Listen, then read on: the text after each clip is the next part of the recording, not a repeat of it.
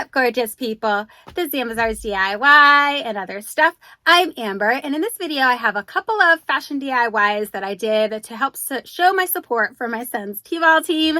So I didn't realize that I could buy t-shirts that had like the team name on it and put his name on the back. I didn't know that they sold those. I did buy a couple of those as well, but I also did a DIY on a few t-shirts for myself because at first I didn't know that they sold those things. So I'm going to show you a couple of t-shirts and like a jersey that I made to help show my support for his team, as well as the shoes that I did. The shoes turned out fantastic, and guys, I DIY'd them with a permanent marker. I kid you not, they're holding up just fine. I've worn them several times. Without further ado, let's jump into these fun DIYs.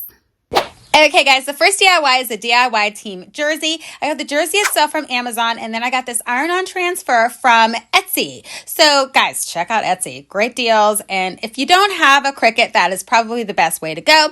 So the first thing I want to do is center this on the jersey. Now most people would normally measure this kind of thing out. I'm not a measury kind of person, so I'm just going to eyeball it. First I was trying to do it like by seeing if I can get the sides together, and that wasn't really working. So now I'm just taking it where the tag is in the center, making sure that the tag is in between the O and the A. That worked good enough for me.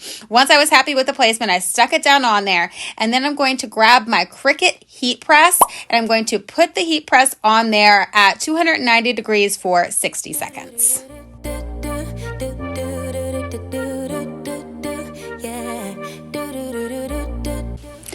Okay, so I removed the heat press, let it cool for just a few seconds really, and then I'm just going to go ahead and peel off that backing, and as you guys can see, it is coming off beautifully. I mean, beautifully. This looks exactly the way that I saw it in my head. I could not be happier with the way that this turned out.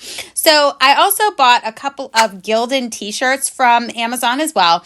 I'm going to do the exact same thing, guys. I have the exact same transfer that I got from a seller on Etsy. I'm just going to center the tag in between the O and the A, put it down on the shirt where I think it needs to be. Then I'm going to stick the Cricut heat press on there again at 290 degrees for 60 seconds. Okay?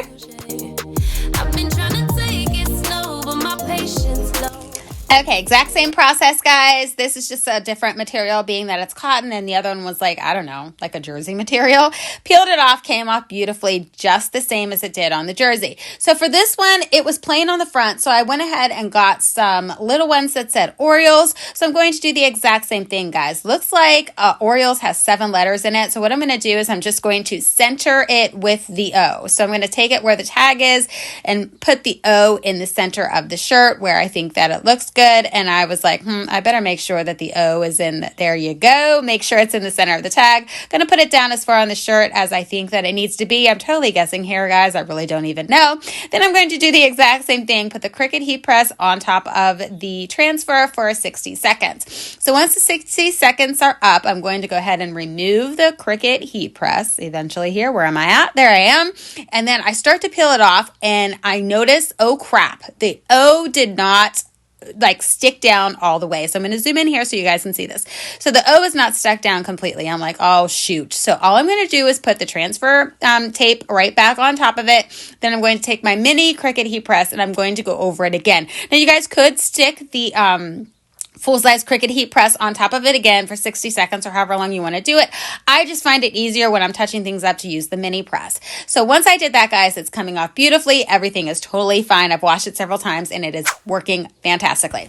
Okay, for this last DIY, we're going to take a pair of shoes and we're going to change the color with permanent marker. So I have this pair of shoes that I got, I don't know, forever ago, but they're blue and orange, and I need them to be black and orange to match the colors for my son's team. So I'm going to take this permanent marker. It's just a regular permanent marker. It's not even name brand, whatever.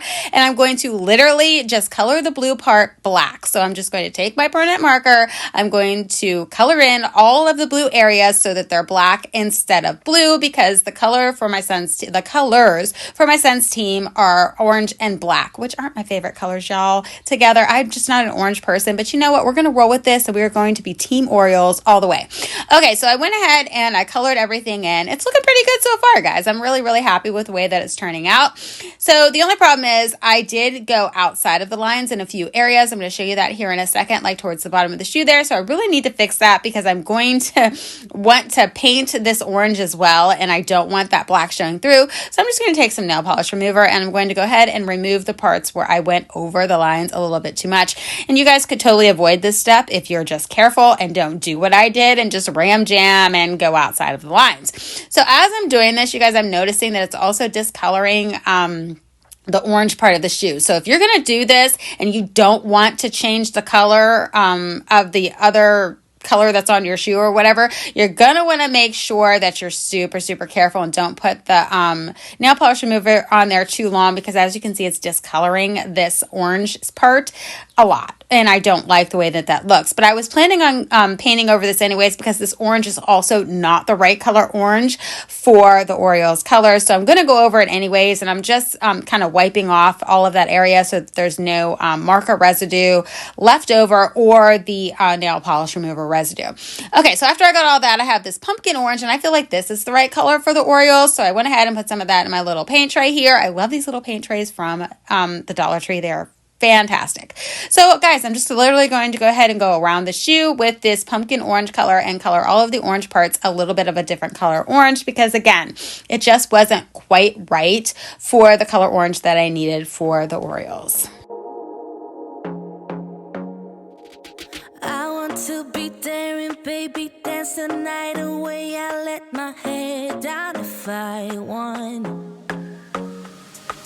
Don't you just get tired chasing fame and being pretty all the time? Doesn't sound like fun.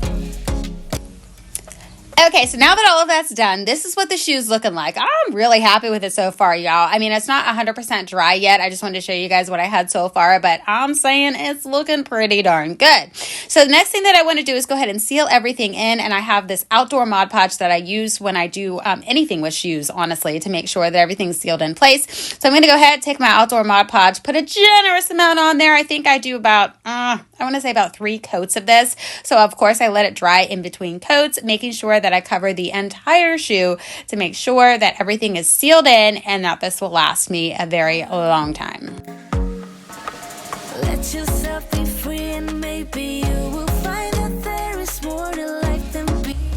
Okay guys, so this is what they look like after they're sealed. I think they turned out fantastic. I'm really happy with these. I've worn them several times. They are holding up fantastically. So just make sure if you do this method that you seal it in with some Mod Podge and you will be good to go. That's going to be all I have for you guys this week. Make sure you stay tuned to the very end to see me model these shoes and the shirts with my son. Guys, this was a super fun DIY. I hope you get some inspiration from this. And until next time, bye! La, la, la, la, la.